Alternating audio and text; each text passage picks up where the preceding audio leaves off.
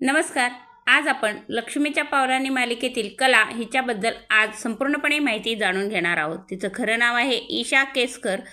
तर तिचा जन्म 11 नोव्हेंबर 1991 पुणे या ठिकाणी झाला. वयाचे 32 वर्ष पूर्ण झालेले आहेत. शालेय शिक्षण सिंहगड पुणे येथे त्यांनी पूर्ण केलं. कॉलेजचे शिक्षण सिम्बॉयसिस महाविद्यालयातून त्यांनी मानसशास्त्राची पदवी पूर्ण केली. इंस्टाग्राम फॉलोअर्स 6,50,000 आहेत. तर त्यांना पुस्तक वाचणे व फिरणे आणि अभिनय करणे असं त्यांचं छंद आहे. ते मानधन 20,000 ते 25,000 एका एपिसोडसाठी घेतात. आता त्यांच्या परिवाराबद्दल माहिती घेणार आहोत. ते 6 महिन्यापासून असताना पाळणाघरातच वाढले. आईवडिलांनी सांभाळ केला नाही असे ते म्हणतात.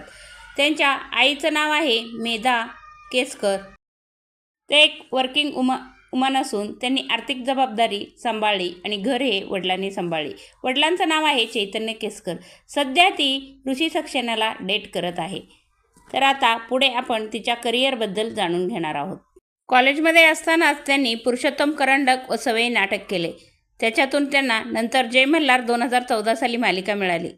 त्यामध्ये त्यांनी बानू म्हणून खूप प्रसिद्धी मिळवली. त्याच्यानंतर माझ्या नवऱ्याची बायको यामध्ये सनायाची भूमिका केली. चित्रपट देखील अनेक केले. गर्लफ्रेंड, मंगलाष्टका वन्स मोर, याला जीवन ऐसे नावा, we are on, hello Nandan असे अनेक चित्रपट केले. त्याच्यानंतर त्यांना सध्या लक्ष्मीच्या पावलांनी यामध्ये कला खरे या नावाने काम करत आहेत. हातमाग रंगकाम नावाप्रमाणे ती कलाकार आहे. गरीब श्रीमंत भेदभाव न करणारी असे तिचे कला खरे असे पात्र आहे. कला खरे ही खूप सामंजस्य आहे. तर तुम्हाला तिची भूमिका कशी वाटते ते नक्की सांगा. धन्यवाद. चॅनलला नक्की सबस्क्राईब